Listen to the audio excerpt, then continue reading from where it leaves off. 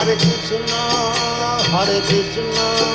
Krishna Krishna, Hare Hare, Hare Rama, Rama Rama, Hare Hare. বৈরাগী, আমি দেবাশিস বৈরাগী, নারায়ণগঞ্জ, বাংলাদেশ থেকে। প্রভু, একাদশীতে যাহারা নির্জলা উপবাস পালন করে তাহারা ওই একাদশীর দিনে গোবিন্দের চরণের তুলসী পাতা বা ভোগ প্রসাদ গ্রহণ করা যাবে কি, বা করলে নির্জলা উপবাস ভঙ্গ হবে কিনা? অবশ্যই। নির্জলা কথাটির মানে হচ্ছে কোনো কিছু তো খাবেন না, এমনকি জলও খাবেন না। সুতরাং জল খাবেন না, আপনি তুলসী খাবেন কি করে? তো উল্টো হয়ে গেল।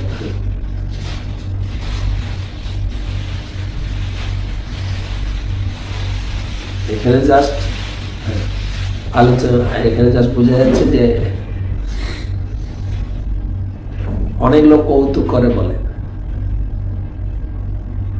একাদশীতে সব প্রসাদ খাওয়া দাওয়ার পরে বলে, কি প্রভু আজকে একাদশী কেমন হলো? না, আমি নির্জলা করেছি। নির্জলা মানে আপনাকে খেতে দেখলাম, বলে প্রসাদ খেলাম তো, জল খাইনি তো, প্রসাদ খেয়েছি, ফল প্রসাদ, সবজি প্রসাদ, জল খাইনি। নির্জলা মানে কোনো কিছু গ্রহণ করতে পারবেন না।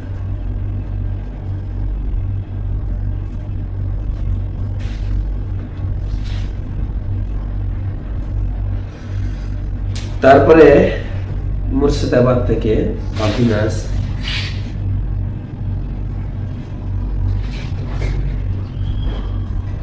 আমার প্রশ্ন, একাদশীতে কি তুলসী পাতা,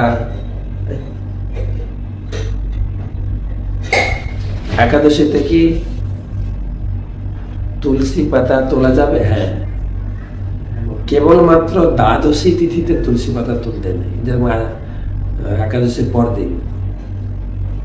বাকি আপনি সব দিন তুলসী পাতা তুলতে পারবেন।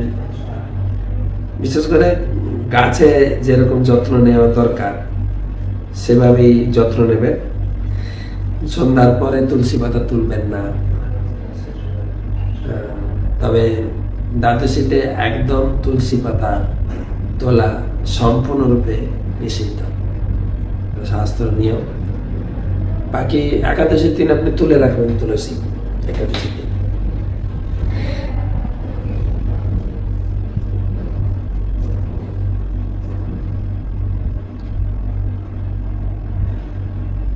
আমার আরেকটা প্রশ্ন, আমাকে বাইরে যেহেতু কাজে যেতে হয়, প্রসাদ পাই, একাদশীতে কি বাকইটের আটা দিয়ে কি প্রসাদ পাওয়া যাবে? হ্যাঁ, বাকইটের আটা দিয়ে আপনি পায়েস করতে পারেন, অথবা আপনি লুচি বানিয়েও আপনি প্রসাদ পেতে পারেন।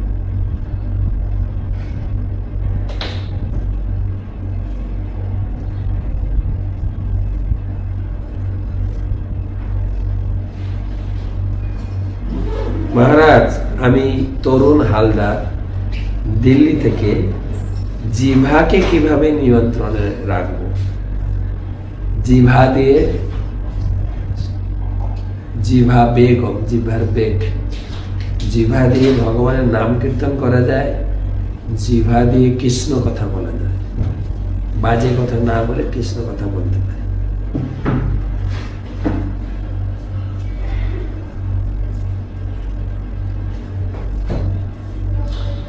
পরবর্তী প্রশ্ন, সম্পা সেট। মহারাজ, আমি ভগবানকে ভোগ দিয়ে খাই, 4 নিয়ম পালন করি, একাদশী ব্রত করি না, কিন্তু কয়েকটা একাদশী তিথিতে দেখেছি যে কোনো কারণে আমার ভাত খাওয়া হচ্ছে না। ভগবান কি ইঙ্গিত দিচ্ছে? একাদশী ব্রত করি, হ্যাঁ অবশ্যই। একাদশী ব্রততে ভাত খাওয়া মানে পাপ খাওয়া, তাই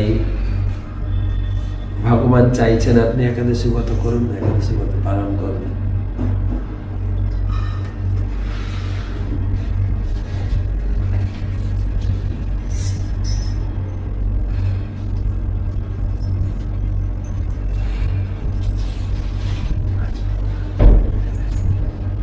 আরেকটা প্রশ্ন, ইন্দ্রজিৎ, দক্ষিণ 24 পরগনা। ফুল গাছ থেকে ফুল তোলার সময় যদি ডাল ভেঙে যায় তাহলে সেই ডালের ফুল কি ভগবান হিসেবে লাগানো যায়? কোনো ফলের গাছে যদি ফল ভারে ডাল ভেঙে যায়, ফল পাড়তে গিয়ে ডাল ভাঙে, তাহলে হ্যাঁ গাছ থেকে তো নিয়ে করতে পারবেন না, অবশ্যই।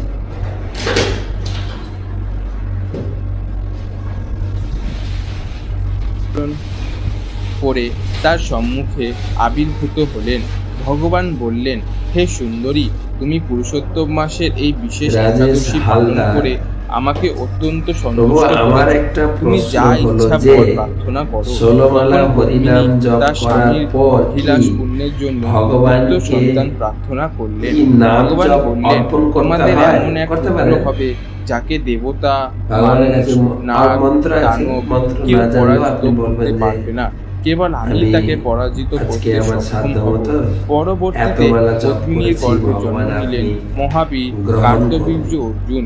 তিনি এতই পরাক্রমশালী ছিলেন যে দশমস্তক বিশিষ্ট রাবণকেও তাকে যুদ্ধে পরাজিত করতে পারেনি।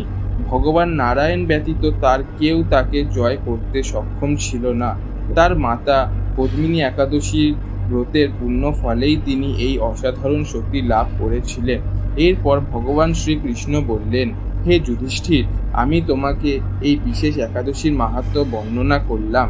যে ব্যক্তি ভক্তি ভরে এই ব্রত পালন করে সে নিশ্চিতভাবেই আমার নিত্যধাম গমন করে। অবশেষে সূত গোস্বামী বললেন, সে সৈন্যমুনি, আমি তোমাকে এই পবিত্র একাদশীর সম্পূর্ণ মাহাত্ম্য বর্ণনা করেছি। যে ব্যক্তি অধিমাসের এই একাদশীগুলি সমস্ত আমি নিয়ম মেনে প্রতিদিন ভক্তি ভাগবত ভরে পাঠ পালন করি, করে কিন্তু মনে থাকে সে না। কি করলে মহাপুণ্য সমস্যা লাভ করে সমাধান হবে? এবং আনন্দের সঙ্গে ভালো ভগবত প্রশ্ন। ধামে প্রত্যাবর্তন করে। যা আর শুনবেন, যে যা ব্যক্তি শুনছেন, যা কেবল এই পড়ছেন, মাহাত্ম্য শ্রবণ বা অন্য পাঠ করে কাউকে বলবেন। সেও মহান পুণ্য এটা ভাগবতে অর্জন করে লেখা আছে, এবং শেষ শ্রবণ, পর্যন্ত শ্রবণের পরে শ্রীহরির ধামে কীর্তন। গমন করে। যা এইভাবে শুনবেন যদি কাউকে শব্দপুরাণে বলতে পারেন, বর্ণিত পুরুষোত্তম তাহলে আপনার মাসের মাথায় খেতে যাবে। শুক্লপক্ষীয় যার পদ্মিনী জন্য দেখা যায় একাদশী যারা মাহাত্ম্য সমাপ্ত টিচার হলো। আছেন না, তারা অনেক আগে হয়তো পড়েছেন কিন্তু মনে রাখতে পেরেছেন কেন, কিভাবে না, তারা প্রতিদিন ওটা নিয়ে চর্চা করছে। আপনারা সবাই ভালো থাকুন, সুস্থ থাকুন, সুরক্ষিত থাকুন।